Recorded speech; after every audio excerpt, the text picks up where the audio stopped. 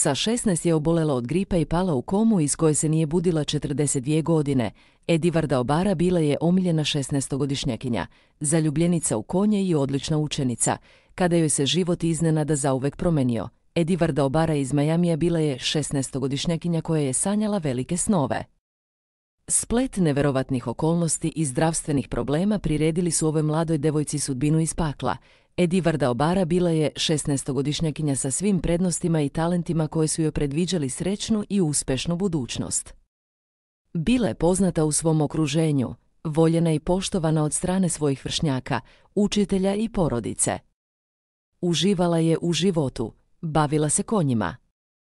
Bila odlična učenica, a pred njom su se nalazile brojne mogućnosti za ostvarenje svojih snova.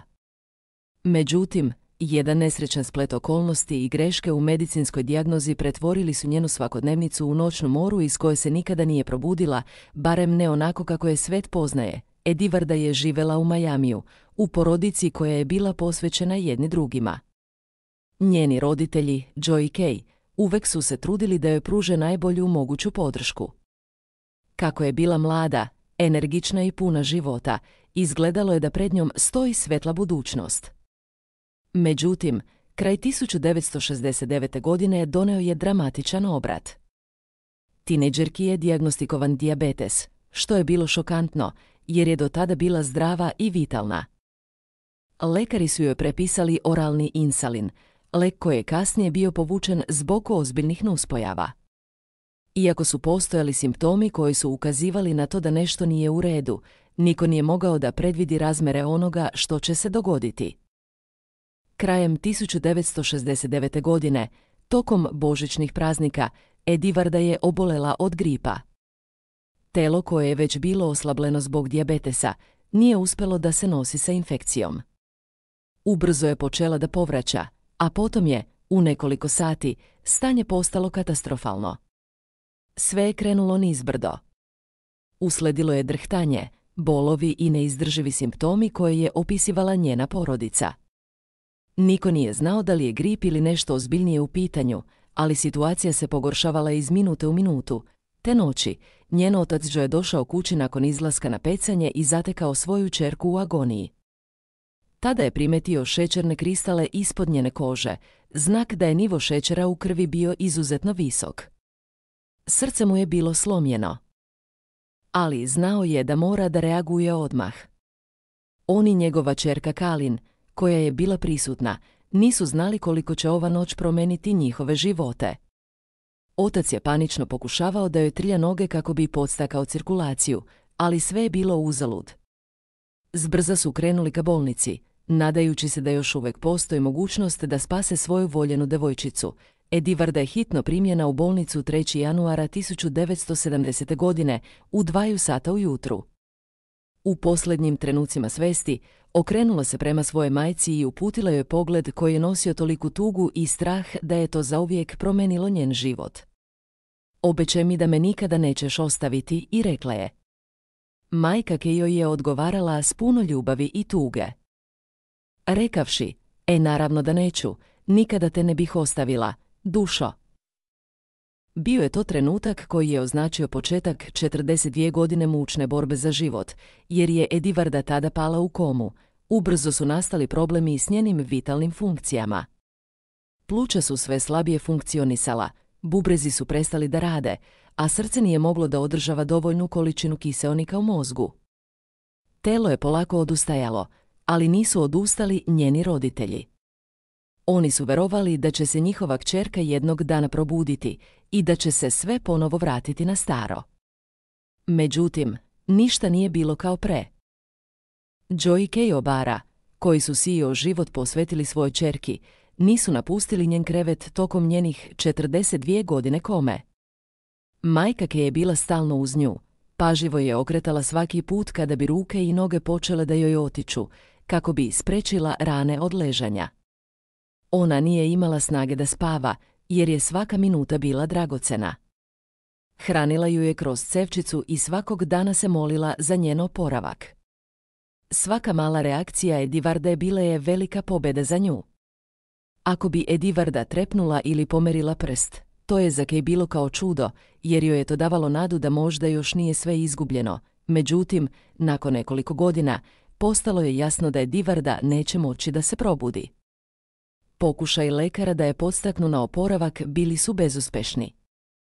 Ali porodica nije odustajala. Iako su bili slomljeni, Kay i Joe su verovali da bi svaki trenutak sa njom, ma koliko ona bila u komi, mogao da im donese novu nadu. U međuvremenu, Joe je morao da obezbedi sredstva za njeno lečenje. Da bi pokrio medicinske troškove, radio je po 3 posla, ali nije mogao da izdrži takav pritisak. Preminuo je iznenada 1977. godine od infarkta, a čitav teret brige o Edivardi pao je na njenu majku. Kay nije imala vremena za tugovanje. Bila je odlučna da ne napusti svoju ćerku, iako je svakodnevno bila suočena sa ogromnim fizičkim, emocionalnim i finansijskim teretom. Dugovi su se gomilali, a novac za lečenje je postajao sve teži za obezbediti.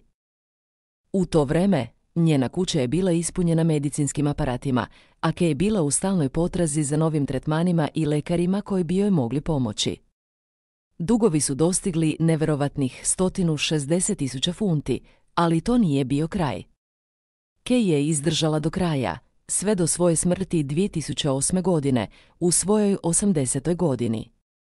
Edivarda je tada bila u komi već 38 godina, a Kay je do posljednjeg trenutka bila njeno svetlo. Nakon Kayne smrti, brigu o Edivardi preuzela je njena sestra Kalin, koja nije želela ni trenutka da se povuče. Nisam ni na trenutak razmišljala. Ona je moja sestra. I volim je, rekla je Kalin, koja je znala da nije mogla da učini ništa manje. Iako je njen život bio obeležen posvećenošću, borba nije bila nimalo lakša. Često je bila suočena sa osudama drugih koji su smatrali da je sve što porodica Obara radi, mučenje. Američka organizacija i Hemlock Society je stalno apelovala na Kay da dozvoli Edivardi da umre mirno, u skladu s njihovim stanovištem o dostojanstvenoj smrti. Na Božić 1981. godine porodica je primila preteći telefonski poziv u kojem je neko rekao da će Edivardi okončati muke. Samo nekoliko sati kasnije, nepoznata osoba je pucala na kuću porodice Obara, ali srećom niko nije bio povređen. Uprkos prijetnjama i kritikama, Kay i Kalin su nastavile da brinu o Edivardi sa istom posvećenošću i ljubavlju. Iako su mnogi smatrali njen slučaj čudnim i nehumanim, za porodicu Obara Edivarda je bila svetlost njihovog života. Na njen 56. rođendan, hiljade ljudi su došle ispred njihove kuće. Kalin je poslala 4000 pozivnica, a među onima koji su je posetili bili su i poznati ljudi, uključujući pevača Neila Diamonda i bivšeg predsjednika SAD Billa Clintona. Čitav svet je znao za Edivardinu borbu, a mnogi su je smatrali simbolom nade i hrabrosti. Edivarda Obara preminula je 21. novembra 2012. godine u svojoj 59. godini života, u svojoj kući, okružena ljubavlju i pažnjom koje su joj pružale majka i sestra. Sahranjena je pored svojih roditelja, koji su si o svoj život posvetili brizi o njoj. Edivarda, poznata kao i uspavana lepotica, postala je simbol nade, borbe i ljubavi koja ne zna za granice. Edivarda Obara je bila više od obične osobe u komi, ona je postala simbol nade i izdrživosti za mnoge, ali je njena sudbina bila i predmet velikih etičkih i medicinskih pitanja. Njena borba za život počela je 1970. godine, ali je prava dubina tragedije postala jasna tek mnogo godina kasnije, kada su svi pokušali da shvate kako je moguće da je neko mogao da bude u komi tako dugo. Medijski izveštaji o njenoj priči bili su retki i povremeni, a njen slučaj je često izazivao veliku pažnju i podeljena mišljenja. Zbog ogromnog interesovanja javnosti, priča o Edivardi Obara često je bila predmet medicinskih istraživanja i teorija. Također, postojale su mnoge rasprave o tome da li je njeno stanje bilo posljedica greške u medicinskom lečenju. Posebno kada je u pitanju upotreba oralnog insalina. Iako nisu postojali definitivni dokazi da je taj lek bio uzrok komi, mnogi su se pitali kako bi se njeno stanje razvijalo da je dobila odgovarajuću medicinsku pomoć odmah. Kako je izgledao njen život u komi, tokom svih tih godina, Edivarda je bila svjesna svega što se događalo oko nje, barem delimično. Iako nije mogla da se pomera niti da komunicira, porodica je uvek verovala da je ona čula njihove reči, osjetila njihov dodir i reagovala na ljubav koju su joj davali. Često su joj pričali o stvarima koje su se dešavale u svetu, o novim dostignućima u medicini, muzici i politici, verujući da je negde duboko u sebi ona još uvek bila svesna sveta oko sebe. Edivarda je tokom tih godina bila podvrgnuta brojnim medicinskim procedurama, uključujući fizičke terapije, kako bi se sprečile atrofije mišića. Međutim, nijedna od tih terapija nije donela željeni rezultat, jer nije bilo dovoljno fizičkih stimulanata da bi se njeni mišići i organi oporavili. Unatoč svemu, porodica Obara nije odustajala. Jedno od ključnih pitanja koje su pokrenuli njen slučaj jeste pitanje dostojanstvene smrti i prava pacijenata. Porodica Obara bila je pod velikim pritiskom da je oslobodi i Edivardu, s obzirom na to da je bila u vegetativnom stanju. U Americi su tada postojali rasprostranjeni diskursi o zakonima vezanim za pravo na eutanaziju, što je za mnoge bila sporna tema, ali porodica Obara je bila čvrsta u svom stavu. Oni su verovali da je svaka osoba zaslužila šansu, čak i ako je ta šansa bila u izuzetnim okolnostima. Američka organizacija i Hemlock Society, koja se zalagala za legalizaciju eutanazije, često je pozivala Kay i kasnije Colenu da dozvole Edivardi da umre sa dostojanstvom. Savetovali su im da se odriču i mučenja i da poštuju njene eventualne želje. Međutim, porodica je bila neumoljiva. Kay je često isticala da je Edivarda sama tražila da se ne napusti, a čak i tokom godina u komi, porodica je bila sigurnija nego ikad u svom izboru da se ne predaju. Kako su godine prolazile, tako je rastao i broj ljudi koji su čuli za priču o Edivardi, a njen slučaj je postao poznat širom sveta. Zbog toga je došla do brojnih medijskih nastupa i intervjua, koji su se s vremena na vreme pojavili u novinama i časopisima. Iako se njena porodica trudila da očuva privatnost, činjenica da je njeno stanje trajalo više od 4 decenije nije mogla da prođe nezapaženo. Ime Edivarde Obara postalo je sinonim za izdrživost i borbu, ali i za veliko pitanje o etici medicinskog lečenja i odlučivanja o životu i smrti. Njena priča često je bila korišćena u dokumentarcima, televizijskim emisijama i knjigama koje su se bavile sličnim temama. U nekim trenucima, Edivarda je postala gotovo mitološka figura. Ljudi su je gledali kao i uspavanu lepoticu i koja je bila stalni podsjećnik na neizvesnost života, ali i na snagu porodice da izdrži i u najtežim trenucima. U tom smislu, ona je postala i simbol nade za mnoge ljude koji su bili u sličnim situacijama ili koji su imali voljene osobe koje su patile od terminalnih bolesti. Iako je Edivarda bila u komi, privukla je pažnju mnogih poznatih ličnosti. Neki su je posjetili kako bi izrazili podršku porodici Obara. Između ostalih, među posjetiocima su bili i legendarni pevač Neil Diamond, bivši predsjednik SAD Bill Clinton, kao i brojne druge javne ličnosti. Svi su se divili hrabrosti i predanosti njene porodice.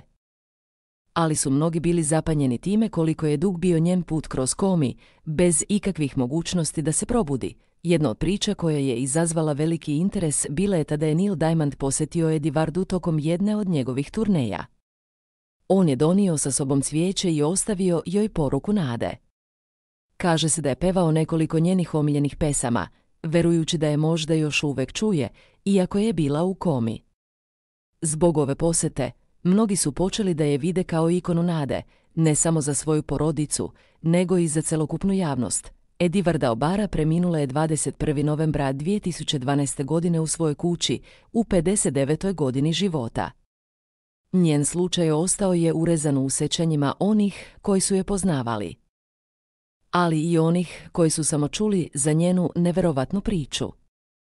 Iako je bila u komi više od 4 decenije, porodica Obara je verovala da su njihova dela bila prava stvar. Niko ne može da kaže šta bi se dogodilo da je Edivarda bila podvrgnuta drugačijem medicinskom tretmanu, ali jedno je sigurno, tokom tih 42 godine ona je ujedinila porodicu, društvo i sve nas u razmišljanjima o životu, smrti i tome što znači biti ljudsko biće. Na kraju, možda je istina u tome da nije važna samo dužina života, već i način na koji ga živimo.